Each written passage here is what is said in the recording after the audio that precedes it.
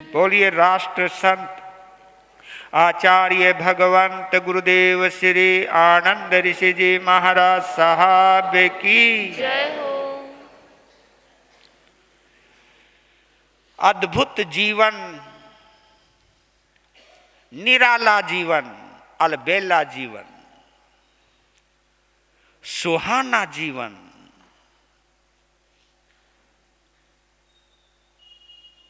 क्या गजब का व्यक्तित्व है। मैं कल विचार कर रहा था कि आपको मालूम है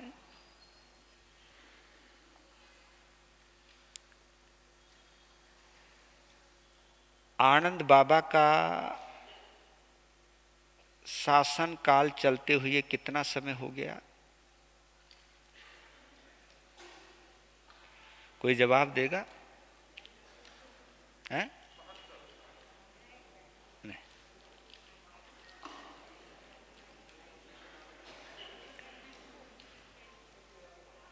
अब बता, 64 साल। कितना? 64। उसमें उनका आचार्य काल भी है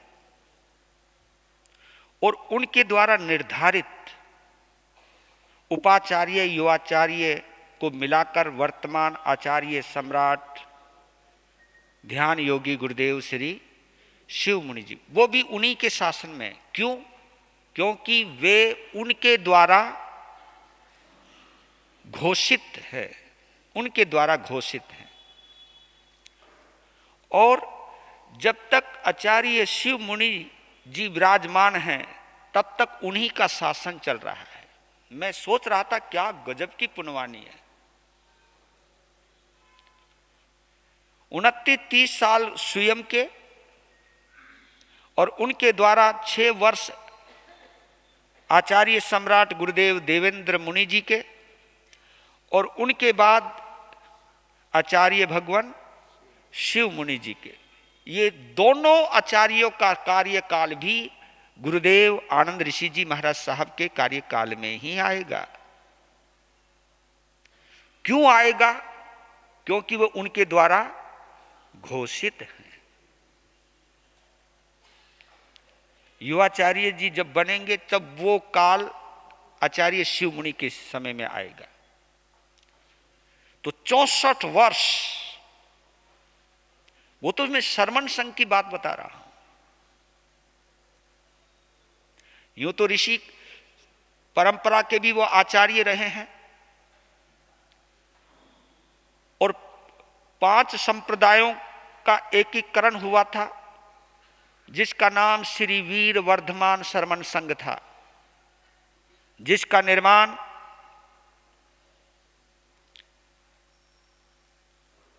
1949 में 1949 में ब्यावर के अंदर हुआ था।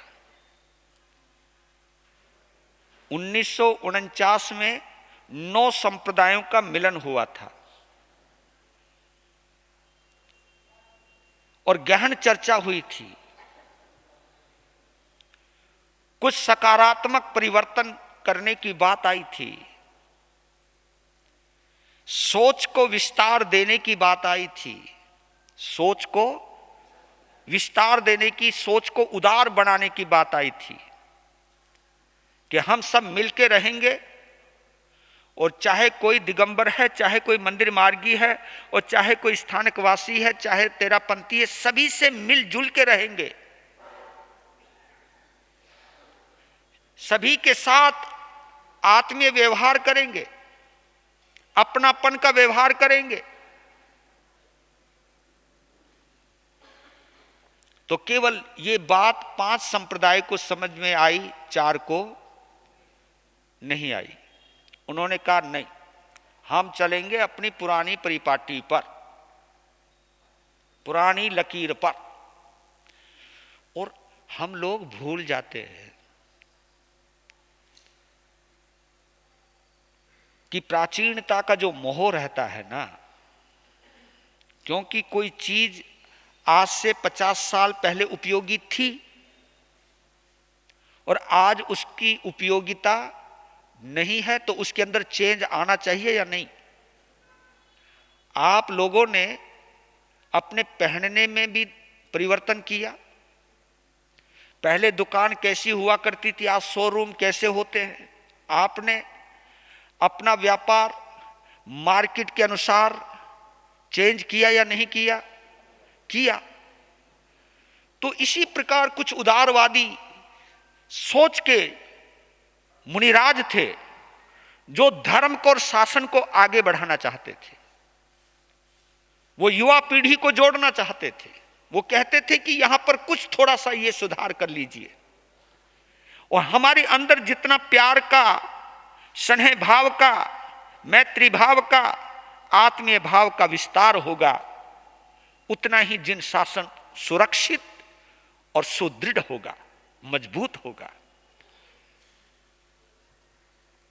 लेकिन इतनी उदारवादी बातें भी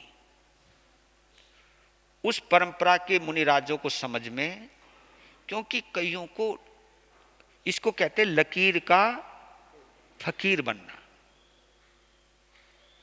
मान्यताओं का गुलाम होना। हाँ, यह अच्छा शब्द है, मान्यताओं का गुलाम होना। और इसको एक चीज और बोल दूं, मान्यताएं हमेशा मोहनीय कर्म से ही जुड़ी हुई हैं। क्यों? क्योंकि मन मोहनीय कर्म से जुड़ा है, तो उसमें कुछ उदारता लाना चाहते थे। लेकिन 5 संप्रदायों ने उसमें प्रथम बार हमारे तुम्हारे आराध्य गुरुदेव आनंद ऋषि जी महाराज ने ऋषि संप्रदाय का आचार्य पद का त्याग कर दिया था। तो उन सभी 5 परंपरा के मुनिराजों ने अपने अपने आचार्य पद का त्याग किया। फिर निर्णय हुआ कि किसको आचार्य बनाया जाए, श्री वीर वर्धमान शर्मण्य संघ का। तब सभी ने आचार्य आनंद ऋषि जी की प्रतिभा, उनका गांभीर्य, उनकी वाणी का माधुर्य, उनकी उदारवादी सोच, उनकी अंदर जो संगठन के प्रति समर्पण की भावना, उन्होंने सोचा कि इस श्री वीर वर्धमान शर्मन संघ को आगे बढ़ा कौन सकता है, यही बढ़ा सकते हैं। तो सर्वसम्मति से 5 परंपराओं के आचार्यों ने अपना आचार्य चुना, आनंद ऋषि जी महाराज साहब को, ब्यावर के अंदर 1949 के अंदर। उस नजारे को देखकर जैन कॉन्फ्रेंस के संवेदनशील श्रावक कहूंगा, आजकल के कॉन्फ्रेंस में संवेदनशीलता धीरे धीरे कम हो रही है। ये कहीं बुरा लग सकता है कईयों को। जैन कॉन्फ्रेंस के अधिकांश पदाधिकारी फोटो खिंचवाने में भरोसा करते हैं। इसके पदाधिकारी रुपयों की भेंट देकर के पद खरीदना चाहते हैं। यहां वैल्यू नहीं, लेकिन वो जो जैन कॉन्फ्रेंस थी, जिसके अंदर संवेदनशील श्रावकों की भरमार थी, जिनके अंदर एक तड़प थी कि हमारे साधु साध्वी एक हो जाए, क्योंकि यही हमारे मुखिया हैं, समाज के यही मार्गदर्शक हैं। अगर ये जब तक आपस में नहीं मिलेंगे, तब तक हम भी आपस में नहीं मिलेंगे। तो उन श्रावकों ने ब्यावर के नजारे को देखकर एक संकल्प किया और चारों तरफ भारत में रहने वाले विशेष मुनिराज आचार्य भगवंतों के चरणों में जाने लगे, गिड़गिड़ाने लगे।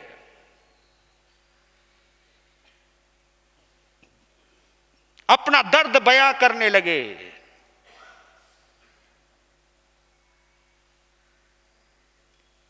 कि भारत ने अंग्रेजों की सत्ता उखाड़ फेंकी। कब? जब भारत में रहने वाला हर हिंदुस्तानी आपस में एक हो गया था, भेद निकल गया था, कौन हिंदू कौन मुसलमान, कौन सिख कौन ईसाई, एक तरंग उठ गई थी। उस तरंग का परिणाम था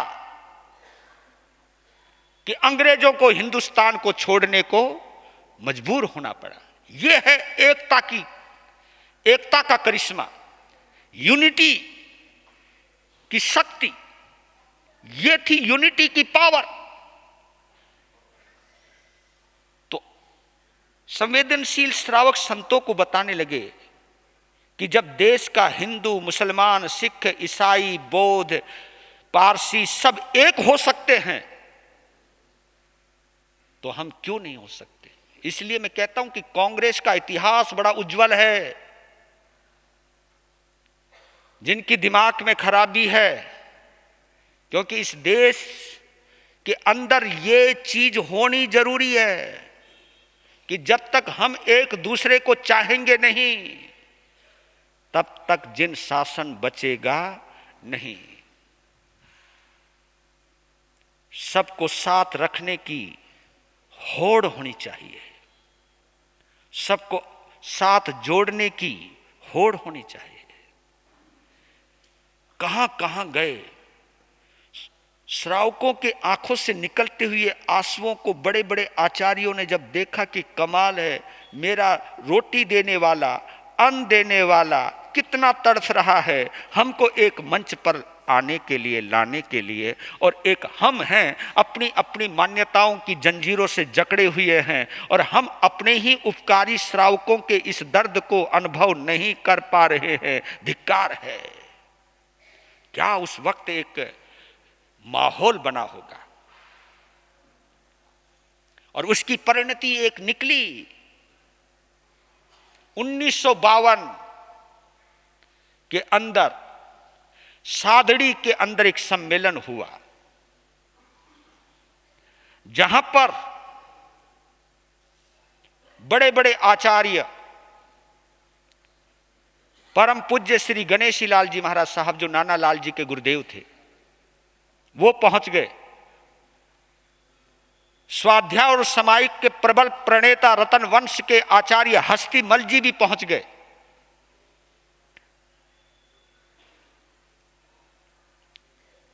पूज्य प्रवर्तक पन्ना लाल जी महाराज साहब पहुंच गए, सोहन लाल जी महाराज साहब पहुंच गए, दिवाकर परंपरा के प्यारचंद जी महाराज साहब पहुंच गए, मरुधर केसरी मिश्री मल जी महाराज साहब पहुंच गए, पंजाब से पंडित शुक्ल चंद जी महाराज पहुंच गए, जो उस वक्त पंजाब परंपरा के वो युवाचार्य थे।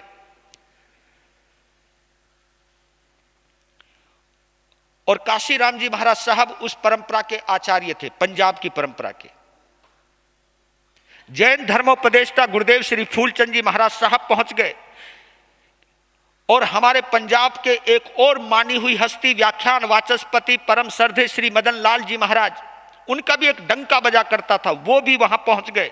किशन लाल जी महाराज साहब पहुंच गए। पंजाब के श्री स्वामी श्री प्रेमचंद जी महाराज साहब, जो हमारे भंते गुरुदेव श्री पारस मुनि जी महाराज साहब के दादा गुरुदेव हैं, वो भी पहुंच गए। उनका भी एक डंका था, एक जलवा था। और उपाध्याय कवि रतन श्री अमर मुनि जी महाराज साहब भी पहुंच गए, सहस्त्रमल जी महाराज पहुंच गए, इंद्रमल जी महाराज साहब पहुंच गए। ऐसे मूर्धन्य मुनिराज पहुंच गए वहां पर, उनके मुनिराज पहुंच गए, उनकी साधुयां पहुंच गई। एक क्या वातावरण बना है, एक लहर सी उड़ी है। मैं उस समय को देखता हूं कि 1952 में जब पक्की सड़कें भी नहीं हुआ करती थी, गांव के अंदर हमारी चेतना रहा करती थी। उस धूल को फांकते हुए जब ये सब मुनिराज वहां पहुंचे, जब एक दूसरे से आंखें मिली, आंखों के बाद जब दिल मिले, और दिल मिलने के बाद जब उदारता का जन्म हुआ, उदारता का जन्म हुआ तो एक और संकल्प पैदा हुआ। क्या नजारा है, क्या अद्भुत नजारा है। क्योंकि मेरे बंधुओं में सच कहता हूं, जब तक तुम्हारे मुखड़े एक दूसरे से दूर होंगे और जब तुम खुद भी एक दूसरे से उखड़े उखड़े होंगे, कभी वहां पर आनंद का संचार नहीं हो सकता।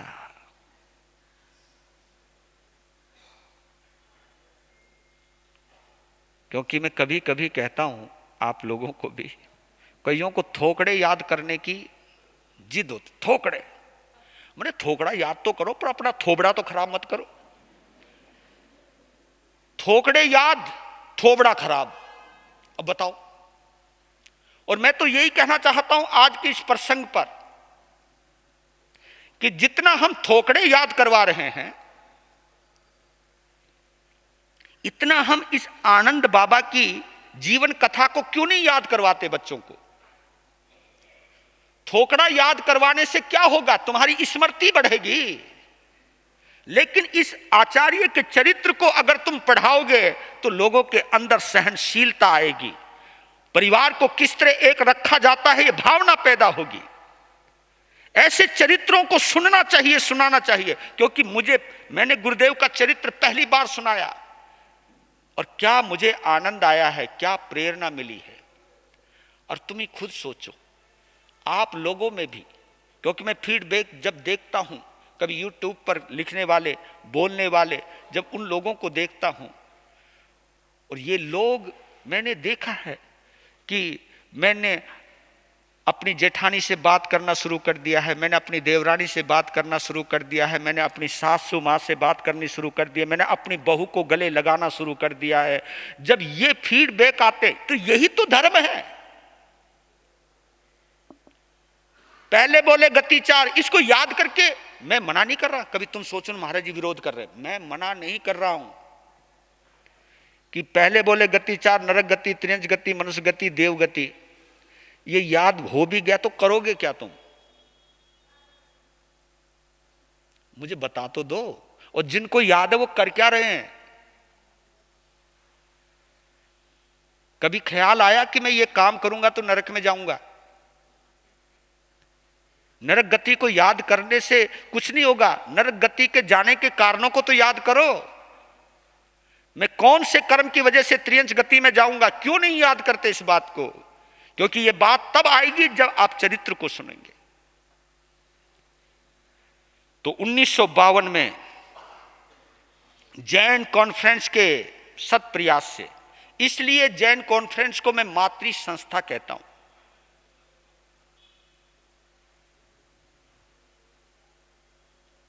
काश पुराने जैसे श्रावक आज भी हो जाए, लेकिन आजकल के तो श्रावकों को एक ही चीज है कि महाराज ने मारो नाम लियो कि नहीं लियो। ये बड़ा पंगा है। नाम लियो तो इससे बढ़ियो महाराज नहीं, और नाम नहीं लियो तो आज के बाद इनके पास आनो नहीं। बस सीधा सा गणित बैठा रखो है।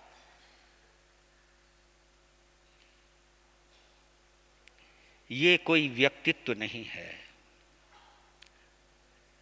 आपको मजबूर ना होना पड़े संत को मजबूर होने के लिए कि वो आपका नाम लें, बल्कि आपके काम ऐसा होना चाहिए कि संत भी मजबूर हो जाए आपका नाम लेने के लिए।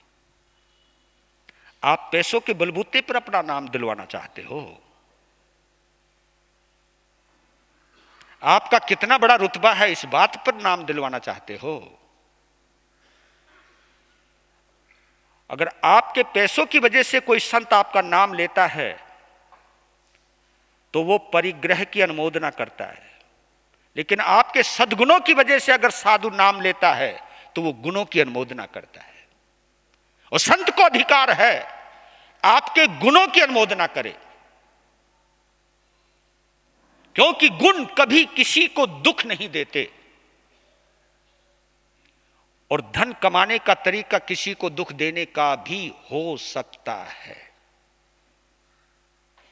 किसी का दिल दुखाकर, किसी का हक मार के अगर आपने दौलत कमाई है बेईमानी से, झूठ से या किसी तरह से, अगर उसकी मैं अनुमोदना करता हूं तो जो पाप तुम्हें लगा है वही पाप मुझे भी लगेगा। आपकी अनुमोदना करके मैं भी आपके पाप का हिस्सेदार बन चुका हूं। साधु गुणों की अनुमोदना करे।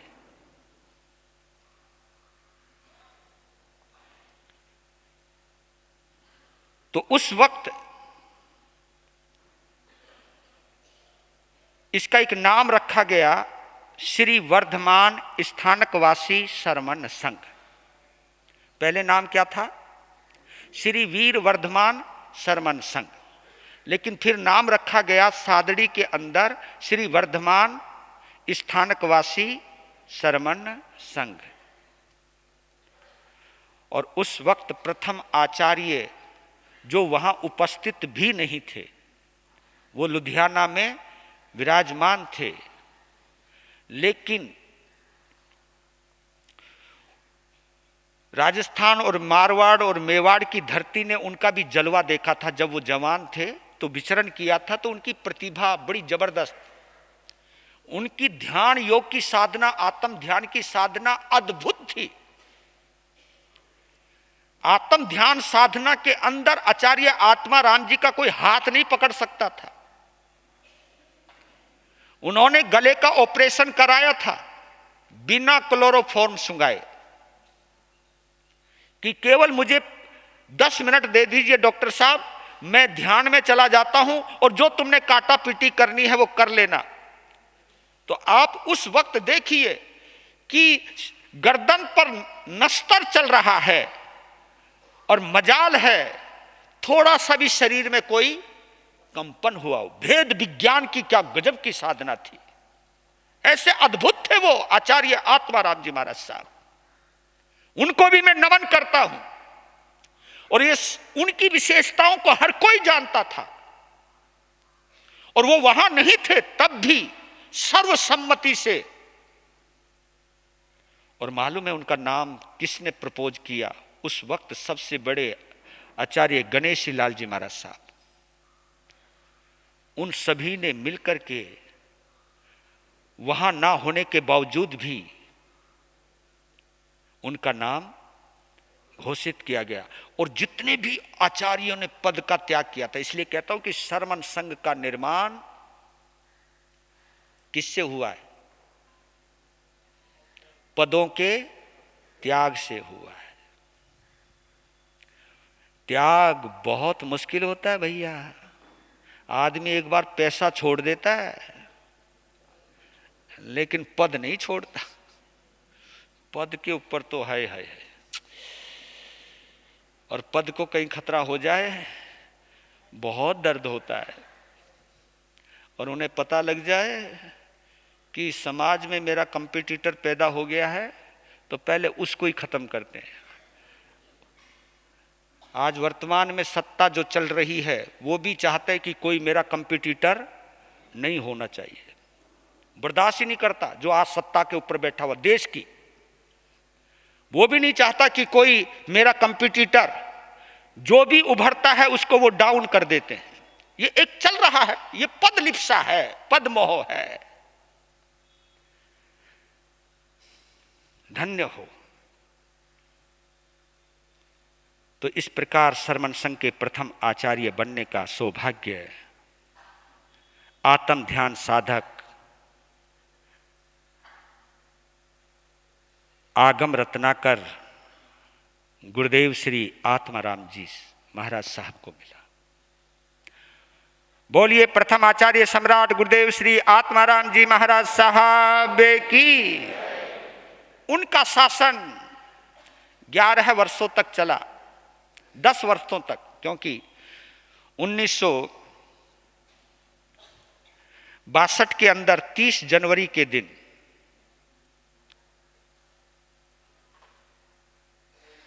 शरमन संघ के प्रथम आचार्य सम्राट आत्माराम जी महाराज साहब का स्वर्गवास हो गया। एक बार फिर शरमन संघ में शून्यता आ गई।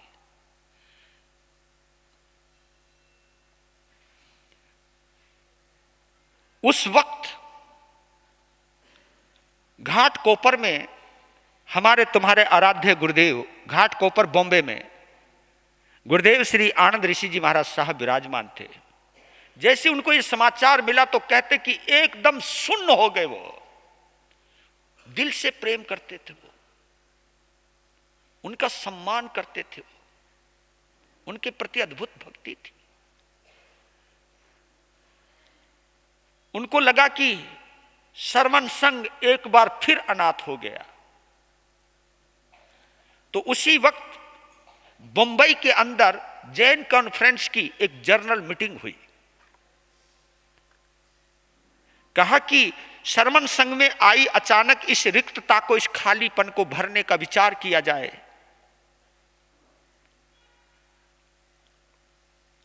तो सभी पदाधिकारियों ने, क्योंकि सभी साधु संतों से जुड़े हुए थे, जब लोग उस समय कोई कहीं का पदाधिकारी, कोई कहीं का पदाधिकारी, क्योंकि कॉन्फ्रेंस के अंदर पूरा भारत आता है, पूरा भारत आता है, तो सब संतों से जुड़े हुए थे। तो सब अपने अपने संतों की मत अभिमत को लेकर के पहुंच जाते हैं और सभी संतों की एक राय बनी श्रावकों के माध्यम से भी कि इस वक्त इस श्रवण संघ के खाली हुई राज सिंहासन पर आनंद ऋषि जी महाराज साहब उपाध्याय प्रवर, क्योंकि उस वक्त वो उपाध्याय थे श्रवण संघ के, उपाध्याय प्रवर पूज्य श्री आनंद ऋषि जी महाराज साहब को आचार्य घोषित किया जाए। तो सभी संतों की सहमति लेकर के जब पहुंचते हैं घाट कोपर में और विनती करते हैं कि अब आपको यह जिम्मेवारी संभालनी है। एक बार तो कहा कि मुझे और योग्य हैं उनको देख लीजिए।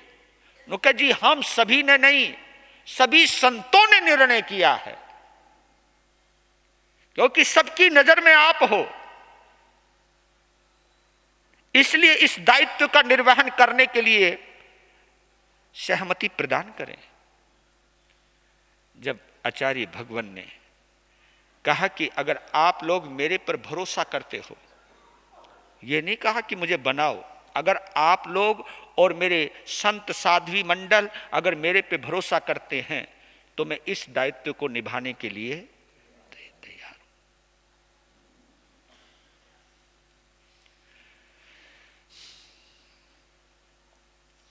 तो उस वक्त 1962 का चतुर्मास उनका शाहजहांपुर के अंदर हुआ, शाहजहांपुर एमपी के अंदर, और फिर बढ़ते बढ़ते राजस्थान में, मारवाड़ में, और फिर पहुंच गए अजमेर में।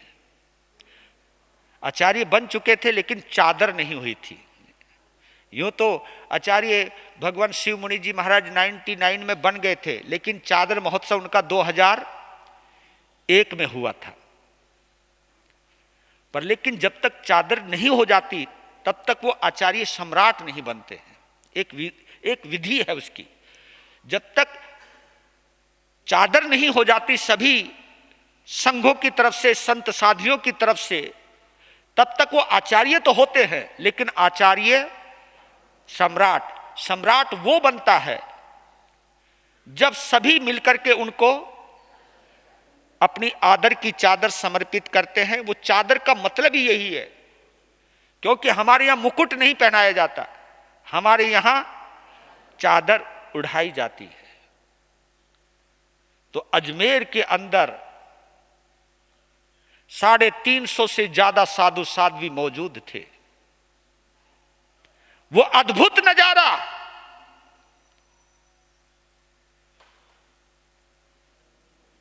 और सभी के बीच में एक ही सहमति, जबकि वहां पर सभी मूर्धन्य विद्वान मुनिराज पहुंचे हुए थे।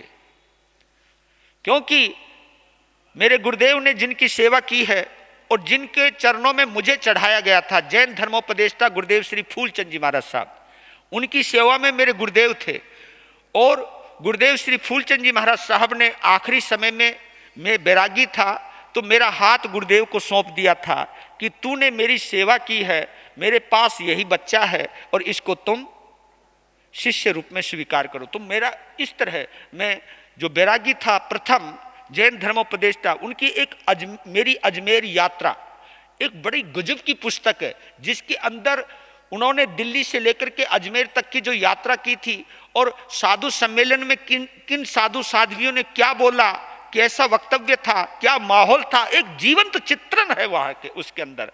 मेरी अजमेर यात्रा, तो सभी संत साध्वियों की सहमति से, चतुर्विद संघ की सहमति से, श्रावक श्राविका, क्योंकि जो आचार्य होता है वो केवल साधु साध्वी का ही नहीं होता, वो श्रावक और श्राविकाओं का भी होता है। तो चतुर्विद संघ के अनुमति से, अनुमोदना से 1964 में अक्षय तृतीया के दिन अजमेर सम्मेलन में उनको आचार्य सम्राट बनाया गया। बोलिए आचार्य सम्राट गुरुदेव श्री आनंद ऋषि जी महाराज साहब की। और उनका जो आचार्य काल था बड़ा गजब का रहा। और आपको एक गहरी बात बताऊं, चाहे पता नहीं किसी ने बताई नहीं बताई, बताई होगी, लेकिन पहले आचार्य हैं श्रमण संघ के, जो 3 भाषाओं में प्रवचन देते थे। कोई आचार्य नहीं, पहले आचार्य जो 3 भाषाओं में, मराठी में, हिंदी में और गुजराती में, 3 भाषाओं में बड़ी गजब की कमांड थी। इसलिए कई गुजराती संघ भी आचार्य भगवान के दीवाने थे। और स्पेशल उनकी गुजराती इतनी मीठी थी, इतनी मीठी तो गुजराती भी गुजराती नहीं बोल पाते थे। कई गुजराती इसलिए आते थे कि गुजराती में इतना माधुर्य केवल आनंद बाबा के मुख से ही निकलता है। तो बताऊं आप लोगों को, ये भाषा का माधुर्य नहीं है, भाषा तो हम सब जानते हैं। ये माधुर्य भावों का होता है, भावों का। जिनका भाव निर्मल होते हैं उनकी भाषा में माधुर्य होता है ना। जब तुम प्रेम में होते हो तुम्हारी भाषा कितनी प्यारी होती, हाय हाय ऐसा मन करे कि सुन तो रहे हैं। और जब थारी खोपड़ी खराब हो, भाषा तो वही है। और उस वक्त जो तुम बोलते हो ना, जब तुम प्यार में बोलते तो ऐसा नहीं लगता जैसे फूल बरस रहे, हाँ? और जब गुस्से में बोलते तो ऐसा नहीं लगता जैसे धड़ाधड़ पत्थर पड़ रहे।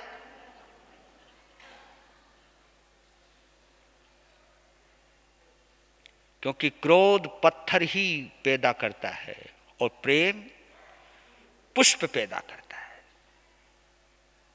इसलिए कहता हूं, समाय करने वाली मेरी बहनों, मेरी माताओं, फूल बरसाया करो। यहां नहीं, घर में। फूल बरसाया करो।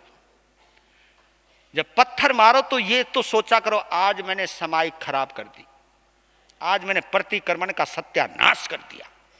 ये तो सोच लिया करो। आज मैंने धर्म ध्यान का कचूमर निकाल दिया, ये तो सोच लिया करो। तो वो जो काल था बड़ा प्रतिष्ठा था। क्योंकि उसके बाद जयपुर का चतुर्मास किया आचार्य सम्राट बनने के बाद, और उसके बाद उत्तर भारत की यात्रा हुई। और आपको एक गहरी बात और बताऊं, एक आचार्य सम्राट आनंद ऋषि जी महाराज साहब थे, जिनके पास संपूर्ण भारत का बंदा श्रद्धा से आता था। एक एक बंदे को अपने प्रेम सिक्त से जोड़ा है। और उन्होंने कई जगह संगठन बनाए, महासंघ बनाए, महासंघ। और महासंघ तभी बनता है जब सभी आपस में, है ना। पूना के अंदर भी महासंघ है। उसको क्या बोलते तुम लोग, यहां पे कुछ बोलते तो सकल संघ। हमारे यहां उसको महासंघ कहते हैं, यहां सकल संघ कहते हैं। तो उन्होंने महासंघ का, दिल्ली के महासंघ का निर्माता वही है। दिल्ली में वर्धमान स्थानकवासी जैन श्रावक महासंघ है, उसके निर्माता भी वही हैं, प्रभु आनंद ऋषि जी महाराज। और मेरे भंते गुरुदेव श्री पारसमणि जी महाराज साहब के दीक्षा मंत्र के प्रदाता भी आनंद बाबा हैं। 1969 के अंदर जब सब्जी मंडी के अंदर चतुर्मास था तो स्पेशल दीक्षा के लिए वो चांदनी चौक आए थे। उस समय पंजाब के श्री प्रेमचंद जी महाराज, तत्व चिंतक उप प्रवर्तक गुरुदेव श्री बनवारी लाल जी महाराज, तुलसी राम जी महाराज और उनके बैरागी थे भंते गुरुदेव श्री पारस मुनि जी महाराज साहब। उनकी दीक्षा, वो तीनों बुजुर्ग संत थे, एक वही जवान थे, और उन्होंने क्या सेवा की है। और देखिए दीक्षा मंत्र देते ही आचार्य सम्राट आनंद ऋषि जी महाराज साहब ने, और आपको मालूम है भंते पारस मुनि जी का बचपन का नाम कौन सा था? नहीं पता होगा, है ना? उनका नाम था नित्यानंद। नित्यानंद नित्यानंद थे, और उनका नाम बदल के रखा गया पारस मुनि। तो पहला ही संदेश दिया कि हे मुनिराज, तू स्वाध्याय बाद में करना, पहले सेवा करना, क्योंकि तुमको ये मौका मिला है।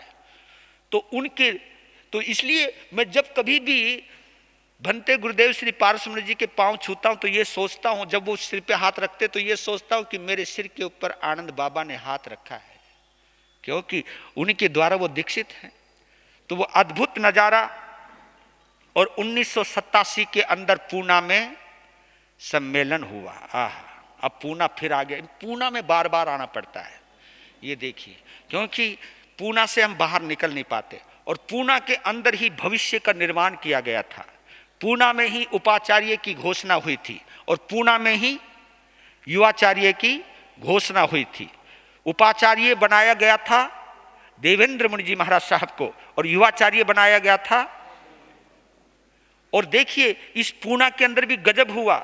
जब आचार्य शिव मुनि जी युवाचार्य थे तब भी यहां चतुर्मास हुआ, और जब वो आचार्य सम्राट बने तब भी उनका 2019 में चतुर्मास हुआ। तो ये सब चीज, क्योंकि जिनको आचार्य आनंद ऋषि जी महाराज साहब ने सींचा है वो बार बार यहां आएंगे। तो मेरे गुरुदेव उनके दीवाने थे। अरे हमको भी भेज दिया यार, मेरे गुरुदेव तो नहीं आ पाए, लेकिन मैं भी एक बार नहीं, दो बार नहीं, 4 बार, ये चौथा चतुर्मास। तो उनसे दिल लगाने वाला, और वो जिनके दिलों में रहते हैं, उनका प्यार पाने का हक हमको भी मिल जाता है। तो सबसे पहले तो आपकी इस नायाब मोहब्बत का दिल से शुक्राना अदा करता हूँ, दिल से शुक्रिया अदा करता हूँ कि आप लोगों की मोहब्बत का मैं कायल हूँ। क्योंकि मैंने एक चीज़ देखी है, जो आनंद बाबा का श्रावक है वो सबकी सेवा करना जानता है। ये 2-3 बाबा बड़े गजब के हुए, एक आनंद बाबा, एक मरुधर केसरी श्री मिश्रीमल जी महाराज, और जैन दिवाकर गुरुदेव श्री चौथमल जी महाराज। ये 3 ऐसी गजब की शख्सियत हुई हैं कि जिन्होंने अपने श्रावकों को जैन शासन के लिए तैयार किया। नहीं तो बहुत जगह सनमन संघ में भी ऐसी परंपराएं जहां कट्टरवादी हैं, ऐसा मैं मना नहीं करता हूं, कट्टरवादी हैं यहां पर भी, लेकिन ये 3 शख्सियतें ऐसी हैं गजब की, जिन्होंने अपने श्रावकों को सबके लिए तैयार किया, सबके लिए तैयार किया। तो ऐसे अद्भुत संत मुनिराज होते हैं। ऐसे ही मेरे आनंद बाबा थे, और मैं गुरु आनंद की अनंत पुण्यवाणी को नमन करता हूं कि जिनके शासन में, जिनके साधु साध्वी परिवार में एक से बढ़कर एक प्रतिभाशील, प्रतिभाशाली साधु और साध्वी मौजूद है। और यह भी उन्हीं की पुण्यवाणी है कि इसी गुरु आनंद ऋषि परंपरा के अंदर प्रवर्तक भी हैं, उपप्रवर्तक भी हैं, प्रवर्तक भी हैं, उपाध्याय भी हैं, और आने वाला आचार्य भी है। क्या बात है, ये पुण्यवानी है। इसलिए कह रहा हूं, महेंद्र ऋषि जी का भी जब तक शासन चलेगा तब तक शासन भी आनंद बाबा का शिष्य के रूप में। वैसे तो उनकी नियुक्ति आचार्य भगवान शिव मुनि जी ने की है, लेकिन शिष्य होने के नाते तो भी जिन शासन से ये ऋषि कुल जुड़ा रहेगा, तो वास्तव में इस ऋषि कुल की मैं क्या अनुमोदना करूं, क्या गहरी अनुमोदना करूं कि जिसने, जिनकी कृपा ने संस्कार भारती गुरु मां प्रीति सुधा जैसी अद्भुत वक्ता को जन्म दिया। उज्जवल परंपरा की वो भी गजब की प्रतिभाशील साध्वी रही। हमारे प्रवर्तक श्री कुंदन ऋषि जी महाराज साहब, और एक कर्मठ साधु उपाध्याय भगवान श्री प्रवीण ऋषि जी महाराज कि जिन्होंने क्या दक्षिण भारत, क्या राजस्थान, क्या उत्तर भारत, सभी में अपनी प्रतिभा का लोहा मनवाया और अनेक संस्कार युक्त कार्यक्रमों के द्वारा जिन शासन को जोड़ने का एक अथक प्रयास कर रहे हैं। और कहां प्रबुद्ध चिंतक गुरुदेव श्री आदर्श ऋषि जी महाराज साहब, जिन्होंने पूरे अहमदनगर को आनंदमय बना के रखा हुआ है, चाहे वो आनंद हॉस्पिटल हो, चाहे महावीर विश्वविद्यालय हो, चाहे नेत्रालय हो, चाहे भक्त निवास हो, चाहे साध्वी निवास हो, चाहे पाथरडी बोर्ड हो, इन सभी का सुंदर संचालन कर रहे हैं वो। क्या गजब, एक ही जगह रहते हुए भी अपने गुरुदेव को दिलों में जिंदा रखे हुए हैं। और युवाचार्य श्री महेंद्र ऋषि जी महाराज साहब फिलहाल राजस्थान पहुंच गए हैं और आगे उनकी उत्तर भारत की तरफ यात्रा है। क्या गजब है नजारा रे। इसलिए कहता हूं गुरु आनंद को मानने वालों कभी कॉलर ऊपर कर लिया करो। नहीं, थारे तो कॉलर ही नहीं है। मैं तो कहता हूं आप तो सम्मान से सिर ढक लिया करो, बस इतना ही काम हो जाएगा। तो मैं ये कहना चाहता हूं आप लोगों को कि अद्भुत,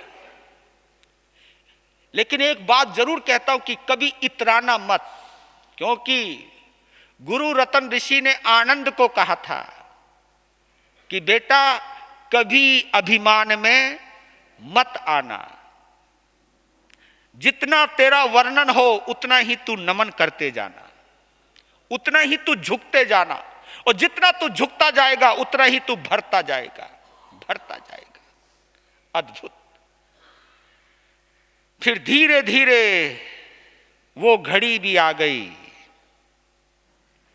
28 मार्च 1992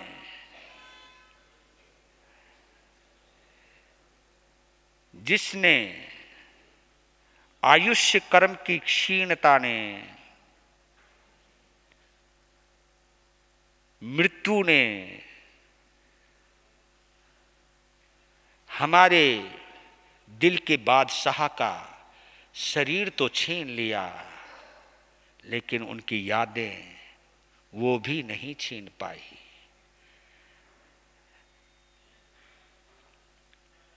लेकिन उसके बाद आचार्य देवेंद्र मुनि जी महाराज साहब ने भी गजब की शासन की सेवा की, और वर्तमान में आचार्य सम्राट गुरुदेव श्री शिव मुनि जी महाराज साहब उस शासन की व्यवस्था को संभाल रहे हैं। उनको भी देखा जाए 87 से लेकर के 2026 कितने साल हो गए हैं?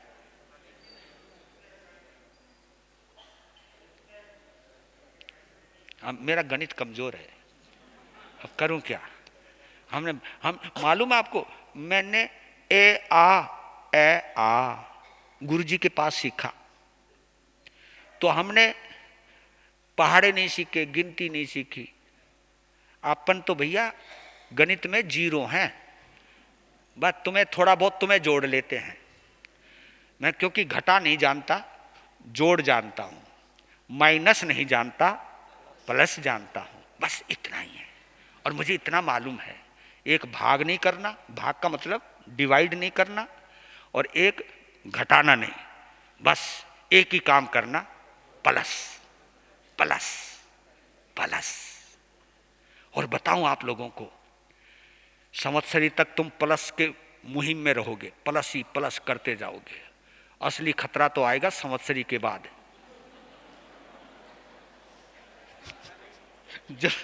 जब तुम माइनस करते जाओगे। उस समय देखो दिल को किस तरह समझाऊंगा मैं, ओए हाय। पर लेकिन ऐसा नहीं है, तुम बहुत अच्छे हो। हाँ। तो मैं 5 मिनट में एक कविता है। हाँ, एक लाइन आई, मैं सुबह एक विद्वान के विचार पढ़ रहा था, इंग्लिश दार्शनिक था, तो मैंने सोचा, और उसके अंदर आचार्य भगवान का पूरा करैक्टर, पूरा चरित्र इन 3 पंक्तियों के अंदर प्रकट कर दिया। वो बोलते हैं कि if you want to success in your life follow these. अगर तुम जिंदगी में सफल होना चाहते हो तो इन नियमों को फॉलो कीजिए। और मैं जब ये पढ़ रहा था तो मैं गहराई में जब गया, ये सारे के सारे नियम आचार्य भगवान के ऊपर लागू होते हैं। उनकी सफलता का वजह ये है, और आप भी सफल हो सकते हो अगर ये वजह आपके पास है तो। इसलिए कहता हूं, आनंद बाबा का जन्मोत्सव केवल एक दिन का आयंबिल एकासना तपस्या करने से नहीं मनाना। उनकी जो विशेषता है उस विशेषता को स्वीकार करना, क्योंकि उस विशेषताओं को अगर स्वीकार करोगे तो आचार्य भगवान तुम्हारे जीवन में रहेगा।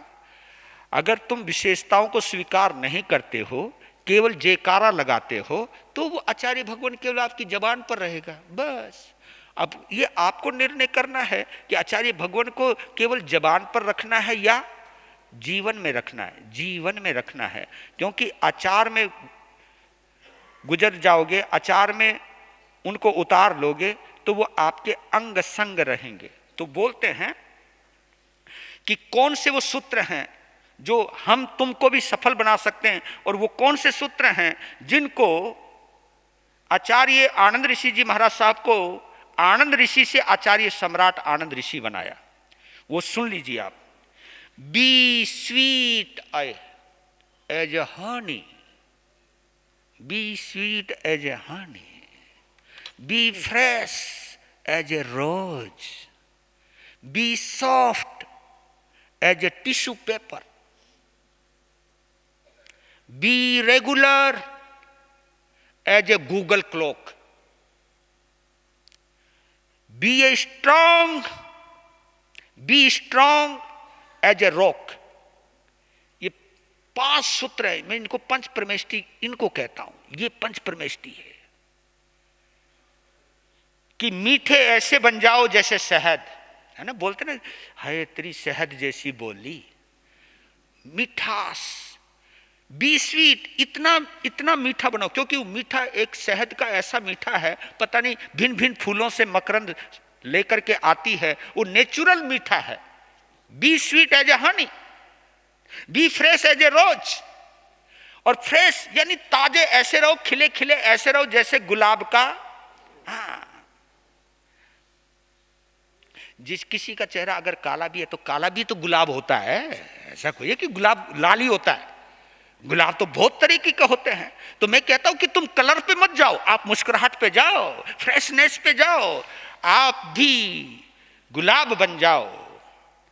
और सॉफ्ट सॉफ्ट सॉफ्ट बनना तो ऐसे बनना जैसे टिश्यू पेपर आए। टिश्यू पेपर जानते हो आप? अगर कहीं गीली चीज हो, टिश्यू पेपर को डाल दो तो एकदम, किसी का दर्द महसूस करने वाला, दर्द को दूर करने वाला कोई है तो तुम भी बन सकते हो टिश्यू पेपर की तरह। Be regular as a Google clock. मैं वहां तो केवल क्लॉक लिखा, मैं तो गूगल क्लॉक बोल रहा हूं, क्योंकि गूगल क्लॉक ऐसी है जिसमें टाइम, बोलो ना, ये सेकंडों पर भी चलती है, सेकंड के ऊपर भी चलती है। ये regular. Be strong as a rock. लेकिन जब सिद्धांतों की बात आए तो उस वक्त इतने स्ट्रांग बन जाओ जैसे चट्टान। ये 5 चीजें हैं जो एक व्यक्ति को अरिहंत बना सकती है, संत बना सकती है, जीवन में आगे बढ़ा सकती है। समय हुआ आपको कविता सुनाता, लेकिन समय अब हो गया, क्योंकि आगे औरों ने भी कुछ सुनाना है। वहां तैयारी करके बैठे हैं। और बताऊं मैं आपको एक गहरी बात बताऊं, जिनको सुनाना है ना, वो एक समय भावना भारे, महाराज जी चुप कब होंगे। हाँ, वो भी एक भावना बात है कि महाराज चुप कब होंगे। मैं चुप ही हो रहा हूं।